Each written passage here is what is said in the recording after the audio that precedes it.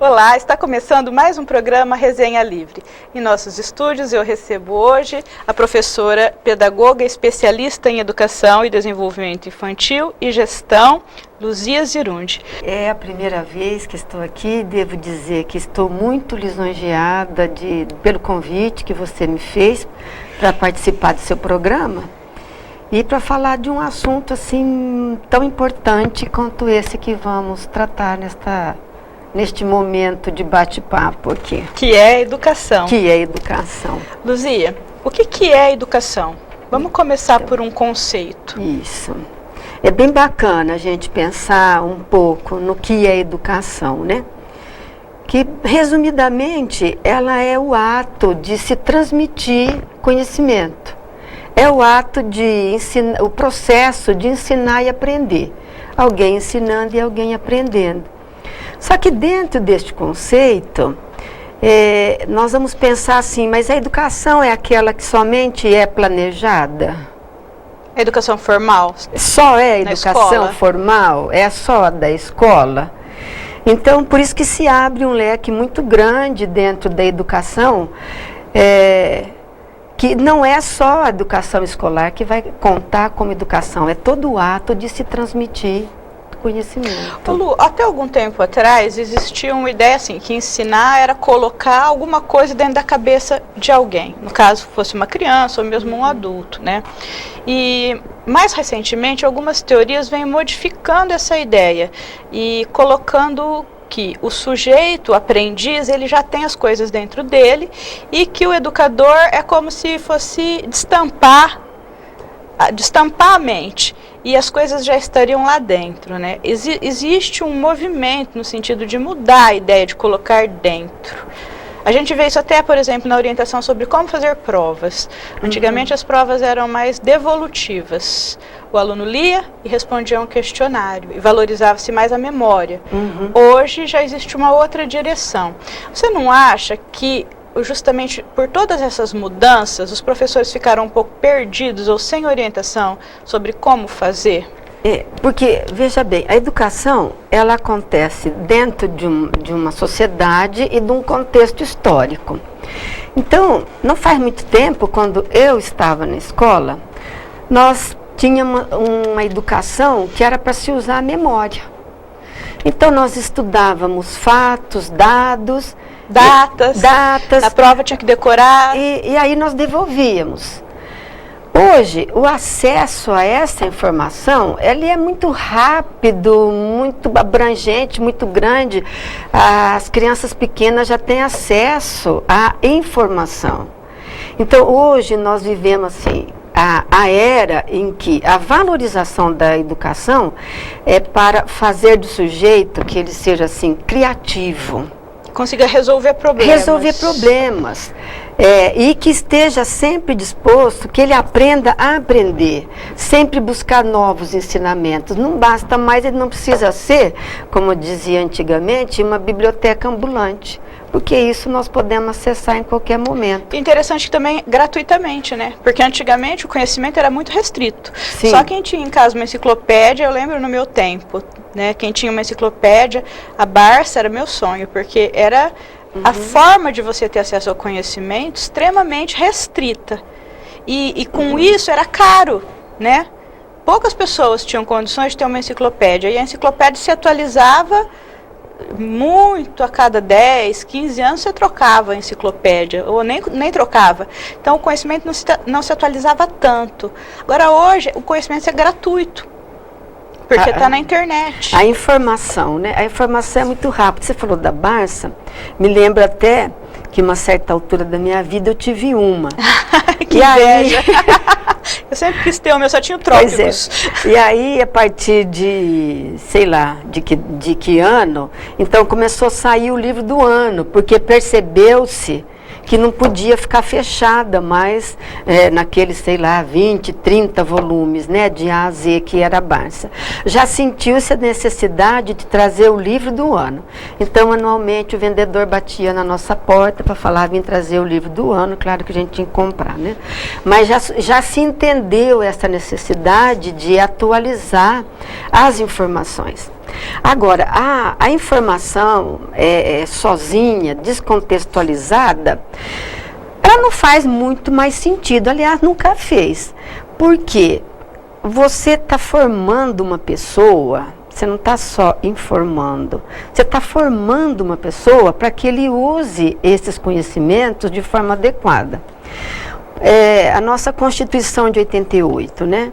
Ela traz lá, assim, como a educação, um dever, né? Está na Carta da Nação, que é dever do Estado e da família, oferecer educação às crianças com o objetivo de integrá-las à sociedade e ao mundo do trabalho. Então, é muito mais amplo esse educar do que oferecer apenas conhecimento. Oferecer informação, mas que esta informação esteja a serviço da melhoria da sociedade, para que essa informação seja bem aplicada para o desenvolvimento de todos. Que surta efeito social. Efeito social, isso aí nos reporta um pouco aos princípios do liberalismo francês, né? Que eles tinham lá como um dos princípios o desenvolvimento da individualidade. Porque se cada indivíduo se desenvolver na sua totalidade, você pensa assim, cada indivíduo bem desenvolvido, isso forma um coletivo. E quem ganha com isso? Toda a sociedade, cada um dentro das suas facilidades, das suas aptidões, como você falou, de estampar essa caixa, né? É claro que muitas pessoas já têm, assim, algumas tendências que eu não sei de onde vêm. Mas a educação, ela tem esse compromisso de desenvolver essas potencialidades do indivíduo.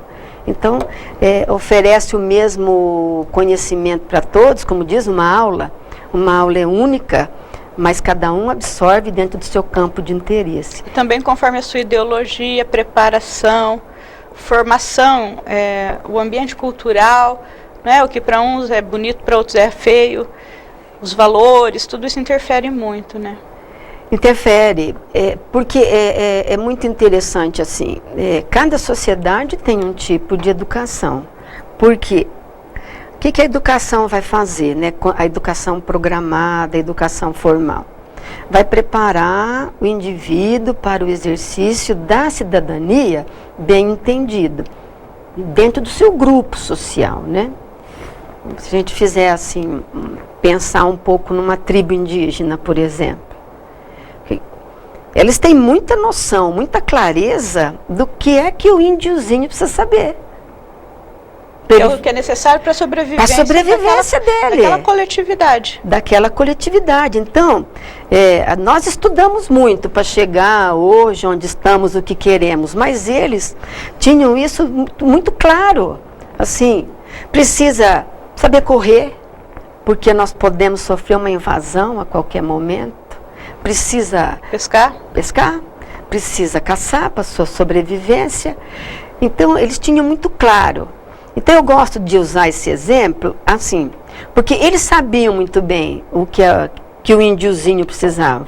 Tinha até uma propaganda da Volkswagen, né, que depois que ele caçava, dava um nó na cobra, mergulhava, pegava um peixe, dizia, agora você pode ingressar no mundo do adulto e está aqui teu gol, né? Porque ele tinha absorvido os ensinamentos que lhes era importante para que ele pudesse viver dentro daquele grupo social. O essencial não só para a manutenção do indivíduo, mas também da sua sociedade. Da sua sociedade. E é isso que temos que trabalhar hoje, né? E existe uma diversidade muito grande de indivíduos, como você falou, de culturas. Mesmo dentro da nossa sociedade, aqueles que valorizam mais, valorizam menos a educação, né? Mas eu acho, o professor, porque eu vejo isso assim muito claramente. Eu tive uma formação decoreba, e hoje eu preciso dar aula de outra forma. Eu tive que estudar muito para me afastar um pouco do meu paradigma, aquele pelo qual o meu conhecimento foi construído, que era decorativo, que era devolutivo, que era reprodução, daquilo que eu aprendia e agora eu vou ensinar. Então eu tive que me reformar, né? Eu tive que me reconstruir. E eu percebo que muitos professores, eles têm esse desejo, eles sabem que a educação mudou, mas eu sinto que eles não sabem como fazer.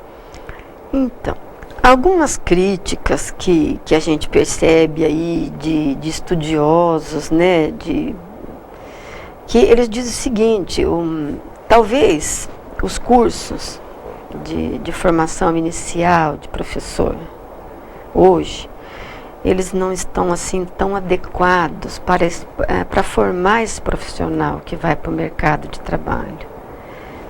Dizem que às vezes tem um excesso de teoria desvinculado da prática.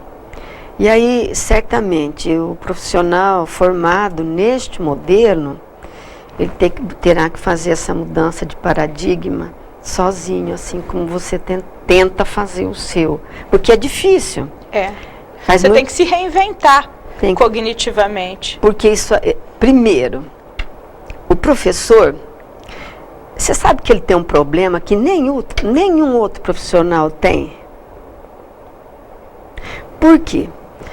Ele esteve sempre dentro de uma escola, ele sempre foi aluno, ele sempre teve contato com o professor. É diferente, por exemplo, do menino que quer ser médico, que tem pai médico. Alguma vez o pai o convidou para ir para o hospital ou para assistir uma cirurgia. Quer dizer, a experiência não foi tão... Não ficou... Não amarrou tanto. Não amarrou. Poucas vezes ele entrou no consultório do pai, brincou com as coisas que o pai tem.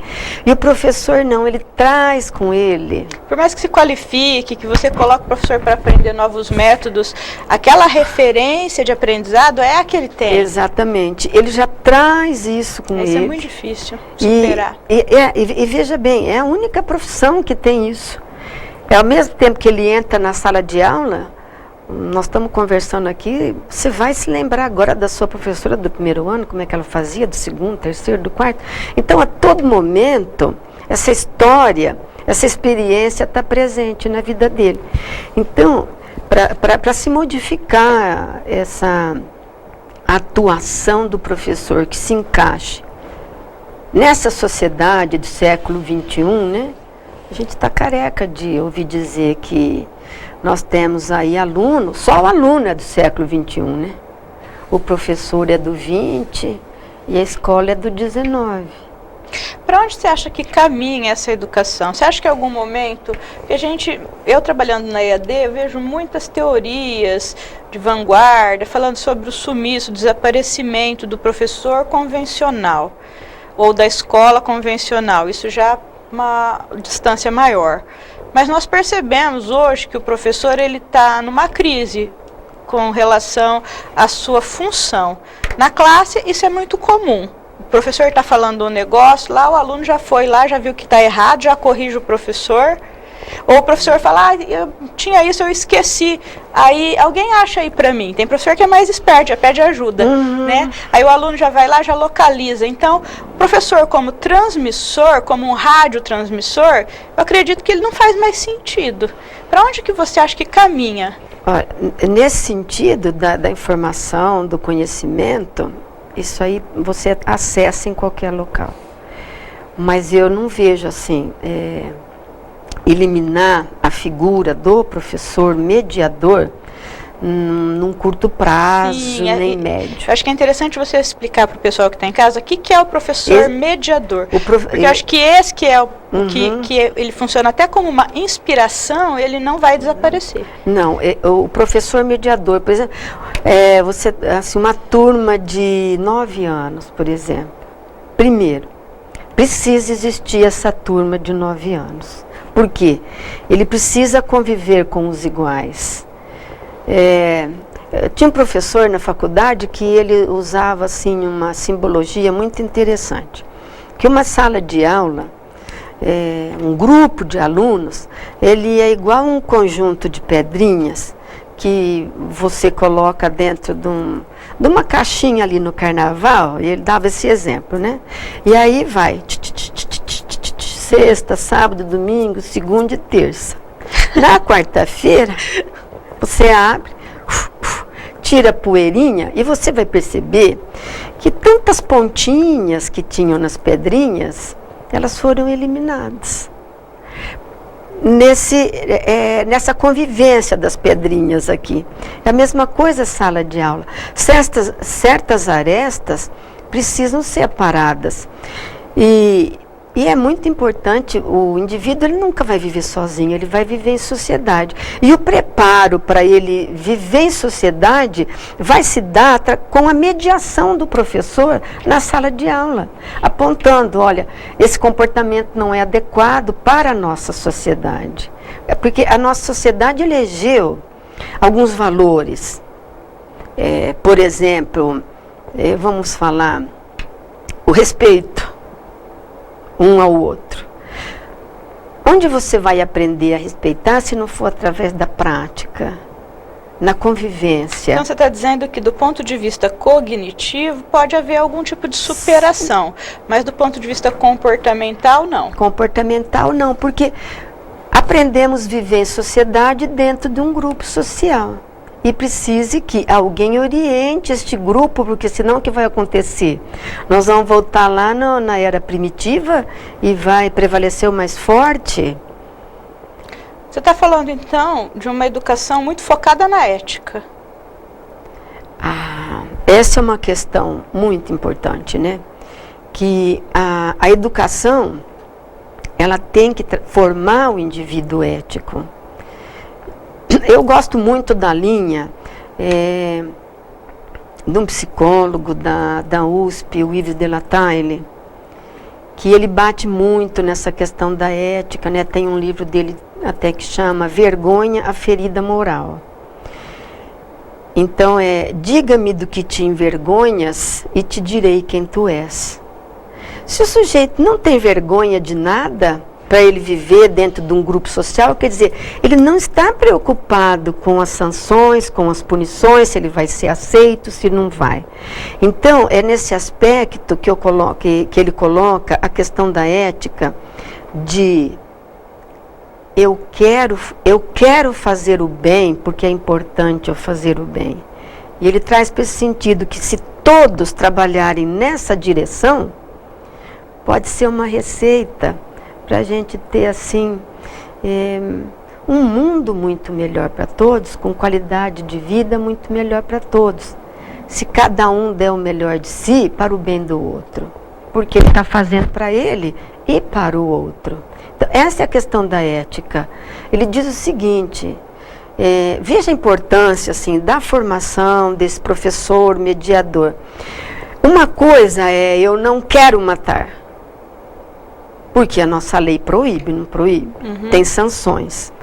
Agora, é diferente o indivíduo receber uma formação e ele dizer, eu quero que o outro viva. Isso é ser ético para ele.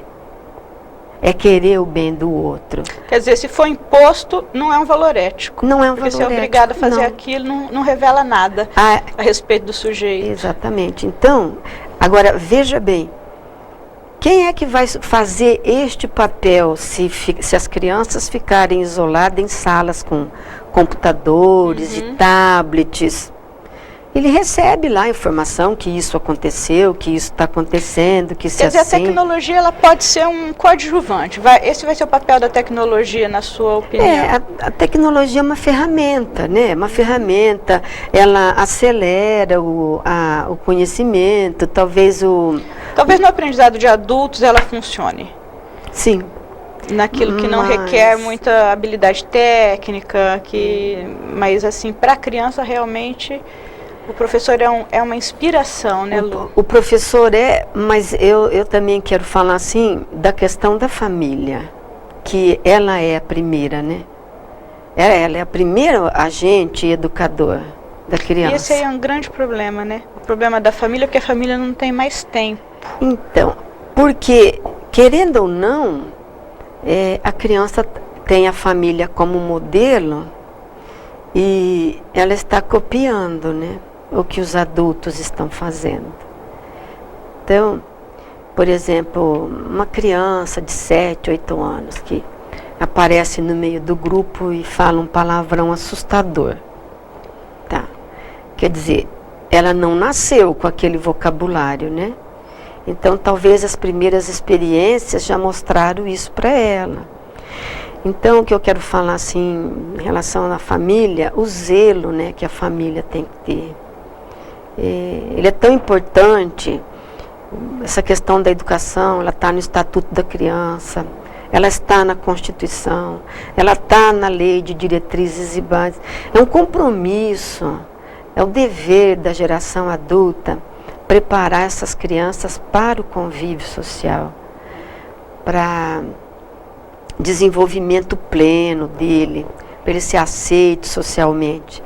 E às vezes acha assim, não, eu vou pôr na escola, em casa, a família, ele é o primeiro agente educador. E ela aparece nas três legislações, né? É família, Estado, família e governo, mas nunca está isenta a família da educação da geração posterior. Então é a família e escola. Tanto quando a família procura uma escola, ela procura o que é que essa escola tem para oferecer, né? Que continuidade ela vai dar no nosso trabalho, o que é que se oferece aqui. Porque ela, como o primeiro agente educador, ela é importantíssima. Talvez a família não se toque para isso, porque um dia a criança vai para a escola. E uma questão que a gente conversava aqui um pouquinho antes desse nosso bate-papo, de quando que começa a fazer isso, aquilo, né? Hoje, a neurociência traz revelações que o importante é educar a criança no primeiro dia de vida, né? Já se começa a educar, já se começa a oferecer os estímulos para o desenvolvimento de todas as suas potencialidades cerebrais. A criança não pode viver sozinha, ela vai viver no meio social. Então é esse conjunto, né? Todos são responsáveis, a família, a escola e a sociedade. Sobre essa questão do superestímulo ou do momento de estimular, eu acho que é uma coisa que interessa muito para as pessoas que estão em casa. Nós vamos dar uma pausa e no retorno a gente volta para falar como é que a gente faz com os pequenos, para que eles tenham uma ajuda, né, em casa, até antes de entrar para a escola. Mas nós vamos dar uma pausa e voltamos daqui a pouco. Fica por aí que a gente já volta.